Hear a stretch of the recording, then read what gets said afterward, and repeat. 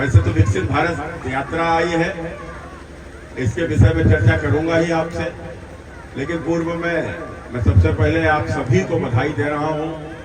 जिस प्रकार से प्रधानमंत्री श्री नरेंद्र मोदी जी की विश्वसनीयता पर आज एक बार फिर से जो मोहर लगी है, जब हमारे 3 राज्यों के चुनाव जो सामने आए हैं, सभी लोग आप लोग टीवी देखोगे, इन 3 राज्यों के ये चुनाव हुए हैं, ये 3 राज्यों में जो भाजपा की बड़ी जीत जो होने जा रही है, इन पर तमाम प्रकार की डिबेट्स होंगी। क्यों जीते, काहे जीते, क्या कारण है। तो कारण तो बहुत स्पष्ट है कि भारतीय जनता पार्टी और हमारे नेता नरेंद्र मोदी जी के ऊपर देश के वासियों का विश्वास। लेकिन उसके साथ साथ यदि इस जीत पर यदि कुछ कहना चाहूंगा तो मेरा तो सिर्फ इतना ही है कि जो हिंदू हित की बात करेगा वही देश पर राज करेगा। तुम जाति बात पे तोड़ोगे, हम राष्ट्रवाद में जोड़ेंगे। और निश्चित रूप से प्रधानमंत्री नरेंद्र मोदी जी की जो गारंटी है, वो गारंटी का जो विश्वास लोगों में है, मैंने गारंटी तो होती गारंटी है, लेकिन गारंटी को भी पूरा करने की गारंटी नरेंद्र मोदी का नाम है। एक ऐसा प्रधानमंत्री जो इस देश में एक विश्वसनीयता को बनाता है, देशवासियों के प्रति एक उम्मीद को जगाता है, और निश्चित रूप से इस देश में खासकर गरीब, शोषित, वंचितों के उद्धार को लेकर लगातार सरकार के प्रयासरत करता है, सरकार को उसके लिए समर्पित कर देता है। तो मैं तो हमेशा अपनी भाषा में एक बात बोलता हूँ, हमारे देश में जितने भी प्रधानमंत्री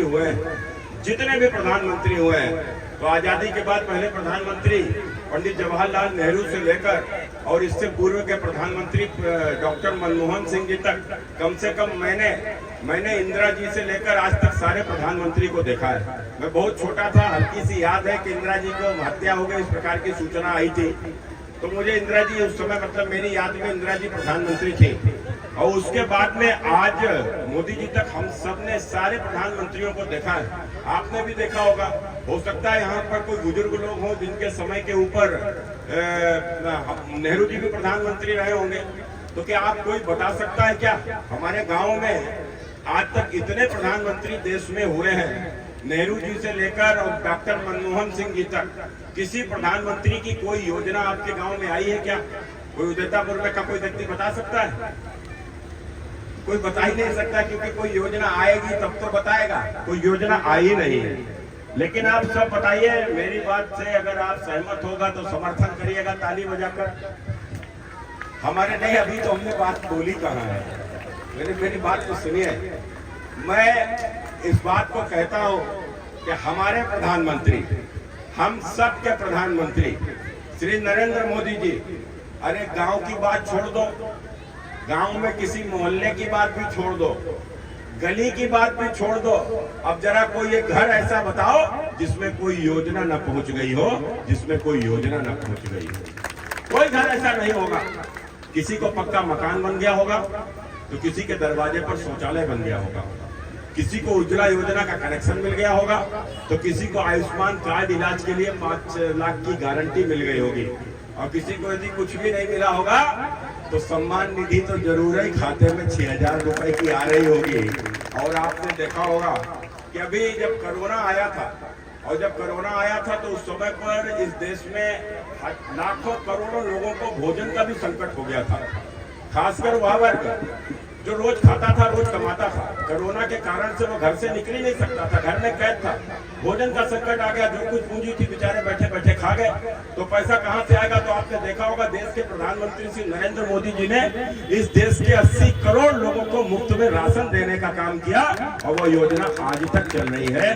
और यही नहीं, आपने देखा होगा कि जब कोरोना के समय पर हमारे देश के तमाम सारे नेता कितना सारा मजाक बनाते थे, कोरोना के नाम पर प्रधानमंत्री नरेंद्र मोदी जी का मजाक बनाते थे, देश की सरकार का मजाक बनाते थे, जबकि दुनिया में किस प्रकार की भयावह स्थिति थी, लाखों लोगों की मृत्यु हो रही थी। और हमारे देश में ही जब कोरोना की दूसरी लहर आई, तो आपने देखा होगा शायद ही कोई ऐसा हो यहाँ के ऊपर बैठा हुआ जिसका कोई सगा संबंधी, नाते, रिश्तेदार, यार, मित्र कोई इस दुनिया से विदा न हो गया हो।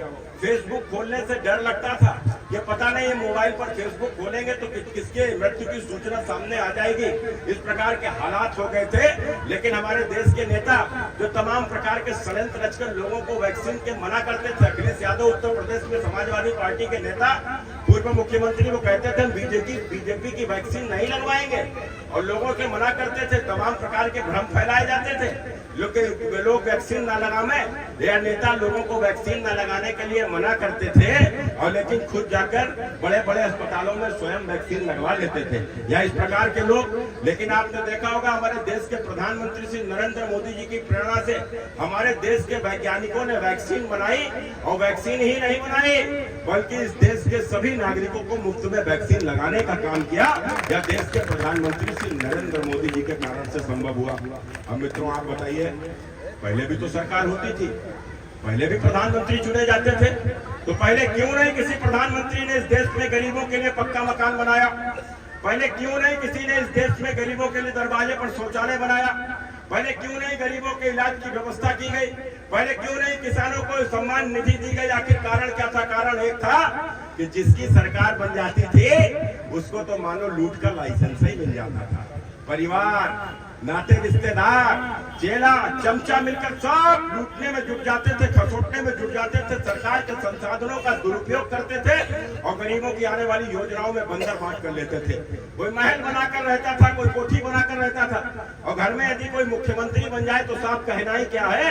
और दूर न जाओ तो सफाई जाकर देख ले, जाकर घर में कोई ऐसा नहीं होगा जिसका 150-200 करोड़ का मकान ना बन गया हो, 150-200 करोड़ का मकान ना बन गया हो। लेकिन आज हमें इस बात का गर्व है कि हमारे प्रधानमंत्री श्री नरेंद्र मोदी जी जो गुजरात के 3 बार मुख्यमंत्री रहे, भारत के यशस्वी प्रधानमंत्री दूसरी बार है। अब तो उनकी मां दुनिया में रही नहीं, लेकिन जब तक थी 10x10 के कमरे में ही रहती थी। कोई कोठी, कोई महल नरेंद्र मोदी ने अपने लिए नहीं बनाया, कोई बंगला नरेंद्र मोदी ने अपने लिए नहीं बनाया, अपने परिवारजनों के लिए भी नहीं बनाया। और उत्तर प्रदेश के मुख्यमंत्री का तो कहना ही क्या है? बताओ, कभी होता है ऐसा मुख्यमंत्री? कभी देखा है ऐसा मुख्यमंत्री? अरे जिसके पूरे शरीर पर 500 रुपए का भी कपड़ा नहीं है, 100-150 की लुंगी है और 100-150 की बंडी है, प्लास्टिक की चप्पल पहनकर रहता है। ऐसा मुख्यमंत्री जिसने विवाह नहीं किया, अपने परिवार को त्याग कर दिया, अपने देश संस्कृति की रक्षा के खातिर मंदिर को समर्पित कर दिया, एक ऐसा मुख्यमंत्री। मित्रों, यही कारण है कि आपने देखा होगा कि मुख्यमंत्री जी के लिए तो मैं तो चुनाव के समय पर कहता था कि आप सबने यदि आशीर्वाद दिया तो योगी जी पुनः उत्तर प्रदेश के मुख्यमंत्री बनेंगे, और यदि आपने आशीर्वाद नहीं दिया तो जिस मंदिर से आए हैं उसी मंदिर में लौट जाएंगे। कोई कोठी, कोई महल योगी जी ने अपने लिए नहीं बनाई, न मोदी ने कोठी बनाई, न योगी ने महल बनाया, बल्कि दोनों ने मिलकर इस देश में करोड़ों गरीबों का पक्का आशियाना बनाने का काम किया, करोड़ों गरीबों का पक्का आशियाना बनाने का काम किया। यह गरीब के प्रति संवेदना है। और यह संवेदना कहां से आती है? जब देश के प्रधानमंत्री, इस देश के प्रधानमंत्री जब पहली बार देश के प्रधानमंत्री नरेंद्र मोदी जी 14 में बने तो उन्होंने अपने पहले भाषण में कहा था कि सरकार वह है जो गरीबों के लिए सोचे, सरकार वह है जो गरीबों के लिए कुछ करे, या सरकार गरीबों के लिए समर्पित सरकार है। और प्रधानमंत्री जी कहते हैं मैं इस देश से गरीबी को समाप्त करने के लिए कार्य करूंगा।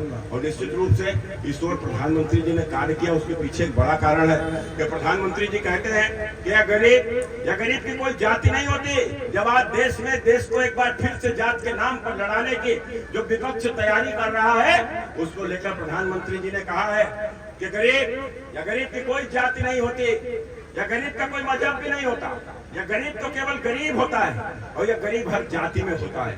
यह गरीब अगड़ा भी है, यह गरीब पिछड़ा भी है, यह गरीब अनुसूचित भी है, यह गरीब जनजाति में भी है, यह गरीब हिंदू भी है, यह गरीब मुसलमान भी है। और इस गरीब के दर्द को वही महसूस कर सकता है जो गरीबी से गुजरता है।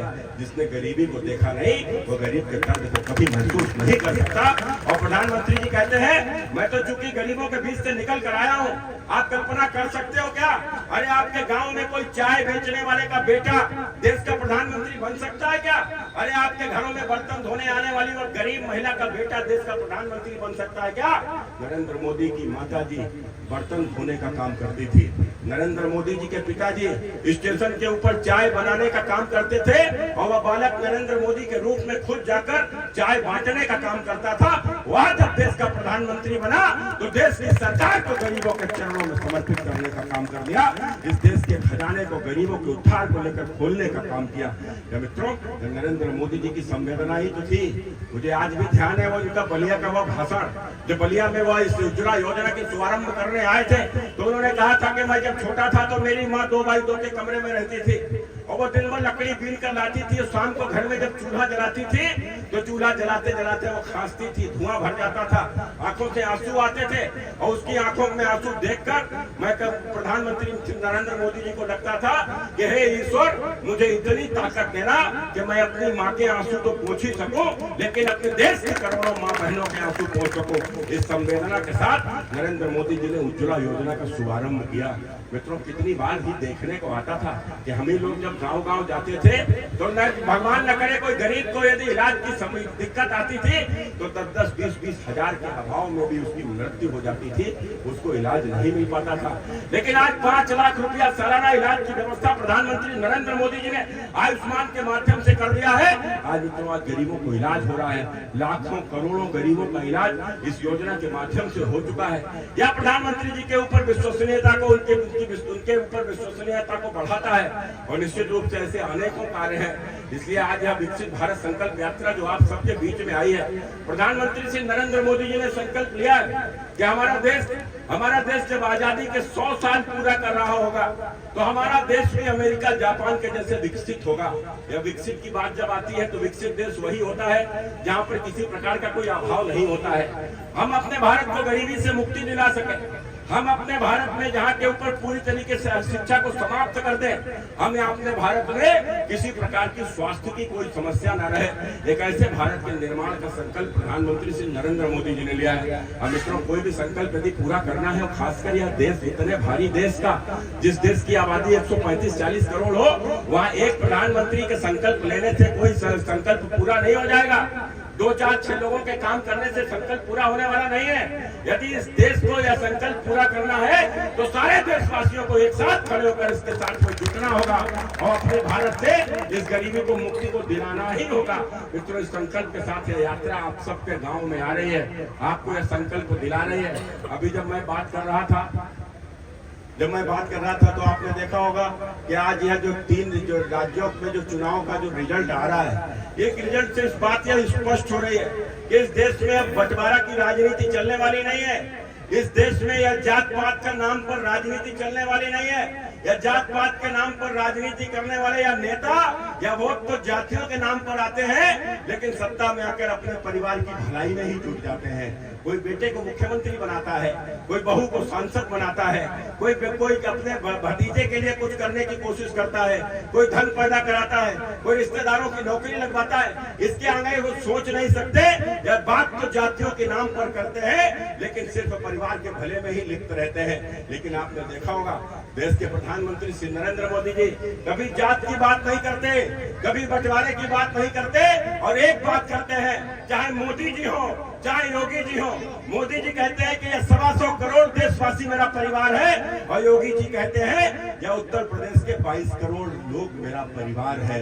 यह नेता होते हैं मित्रों, यह नेता होते हैं। बंटवारा करने वाला कभी नेता नहीं होता और यही कारण है। आपने देखा होगा कि योगी जी तो हमेशा से बोलते हैं मंच से, योगी जी क्या कहते हैं कि उत्तर प्रदेश की समस्त बहन बेटी मेरी बहन बेटी है, या उत्तर प्रदेश की समस्त माँ बेटी मेरी माँ बेटी है और मेरी बहन बेटी को किसी ने यदि बुरी नजर से देखा तो जिस चौराहे पर यदि देखेगा अगले चौराहे पर यमराज इंतजार करते हुए मिल जाएंगे, यमराज इंतजार करते हुए मिल जाएंगे। न जाने कितने मंचले यमराज लेकर अपने साथ चले गए हैं। एक ऐसा उत्तर प्रदेश में विश्वास पैदा हुआ है, देश के भीतर जो विश्वास पैदा हुआ है वो विश्वास यही है कि कि आज प्रधानमंत्री इस देश को एक परिवार के रूप में देखते हैं, उत्तर प्रदेश के मुख्यमंत्री उत्तर प्रदेश को अपने परिवार के रूप में देखते हैं। एक ऐसे नेताओं के नेतृत्व में यह देश चल रहा है और निश्चित रूप से हमारा संकल्प जरूर पूरा होगा।